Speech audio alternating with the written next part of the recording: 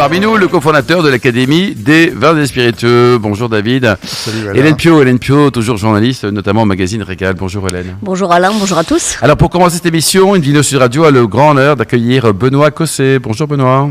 Bonjour. Domaine du Puy-de-Dôme. Alors racontez-nous, c'est une histoire familiale à Bandol depuis plus d'un siècle. Alors c'est une histoire familiale puisque du Puy-de-Dôme est mon ancêtre. Peu de gens aujourd'hui connaissent du Puy-de-Dôme, mais c'était un ingénieur du génie maritime qui a eu son heure de gloire sous Napoléon III. Et s'étant marié à une Toulonnaise, il a hérité de ce domaine, qui est donc un domaine provençal très ancien. Comme quoi, il vaut mieux bien se marier. Absolument. Il y a moins de veuves à Bandol qu'en Champagne. La deuxième chose, c'est que nous avons gardé ce domaine dans la famille jusqu'en 2008, date à laquelle on s'est dit c'est quand même bien dommage de ne pas avoir notre domaine. Et j'ai, avec mes frères et sœurs, créé ce domaine viticole. Quand il s'agit de trouver le nom, on a dit on ne peut pas y avoir d'autre nom que le domaine du Puy-de-Dôme. Voilà l'histoire rapide. Donc c'est un domaine familial. Ça n'est pas un investissement extérieur avec une optique de revente. C'est vraiment un investissement patrimonial. Moi, il se trouve que j'avais une petite connaissance du vin. Mes frères et sœurs, pas du tout. Vous faisiez quoi avant ? Je les ai convaincus. Alors, pas du tout. Moi, j'étais financier d'entreprise et je travaillais à ce moment-là au PMU, vous voyez. Hélène Pio.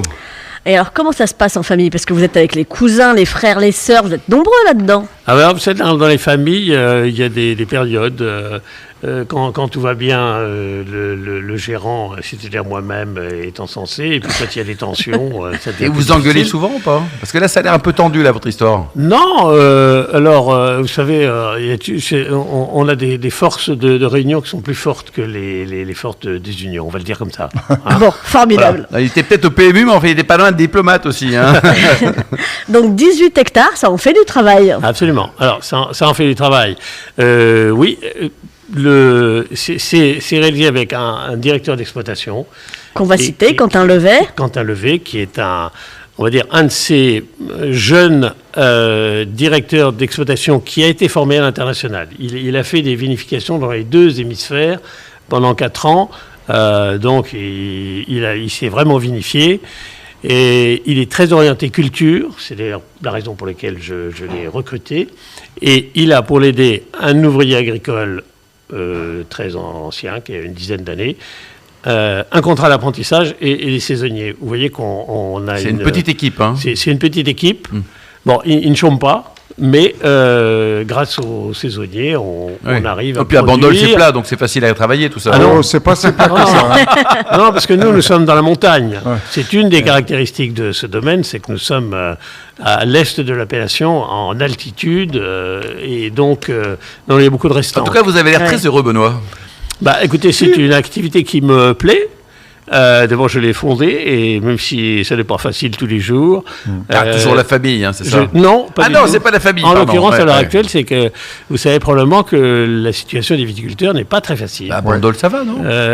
Non, c'est difficile comme partout ailleurs. Alors, tout le monde souffre. Ça va en ce sens que il n'y a pas de difficultés majeures sur les domaines. Mais oui, c'est difficile de vendre à l'heure actuelle. On nous dit que nos vins sont trop chers. Ça va de combien d'ailleurs la gamme de prix aujourd'hui pour ceux qui souhaiteraient découvrir ce domaine, Alors, le domaine du Puy-de-Dôme ? Je vous donne la gamme des particuliers. Ça va de 18 pour le rosé à 23 pour le rouge.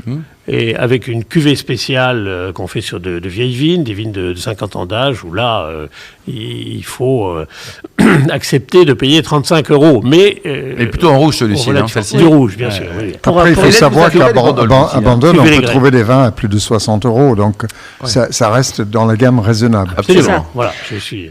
Voilà, et la cuvée dont parlait Benoît est un Bandol rouge Légret, qui est effectivement le haut de gamme du domaine. Oui. Ce qui nous amène à parler des différents sites sur lesquels se trouve la vigne, parce que vous êtes répartis sur 3 sites. 3 sites. Alors, il y a le site principal qui est le domaine des Grès, puisque c'est un très beau site, d'ailleurs très original, puisque il a été classé par la fille du Puy-de-Dôme en 1931, du fait de la spécificité de ces grès qui sont très, très, très uniques. Il y a des grès, donc il y a du sable en dessous. Et on a là des vieilles vignes qui ont plus de 50 ans d'âge, sur lesquelles on fait notre cuvée spéciale, cuvée les grès, avec un résultat qui, je trouve, est très, très correct et très supérieur. Est-ce que parce qu'une vigne est vieille, qu'elle est nécessairement meilleure? Parce que dans l'être humain... Pareil pour les humains, quoi. Oui, il y a des vieux cons aussi. Ah, oui. Il y en a beaucoup d'ailleurs. Hein. Écoutez, moi je suis très pragmatique puisque j'apprends tous les jours sur ce domaine. Très franchement, on ne fait pas cette cuvée chaque année. On n'a fait que les années où on pense qu'elle mérite d'être faite. Honnêtement, c'est vraiment très supérieur aux autres vignes. C'est très bon, mais là, c'est vraiment 25 ans d'âge, 25, 27, on voit la différence. Et d'ailleurs, pour rebondir sur vos propos, David Cobol, le potentiel de garde, parce que c'est vrai que c'est pas forcément parce que c'est vieux que c'est bon. Alors, le potentiel de garde, moi je dis 10 ans sans problème. Ouais. J'ai gardé depuis le début. 2008 j'ai gardé quelques centaines de bouteilles de chaque année. Ah oui. Le 2008, à l'heure actuelle, il est à son apogée. Il faut le boire. Il faut y aller, quoi.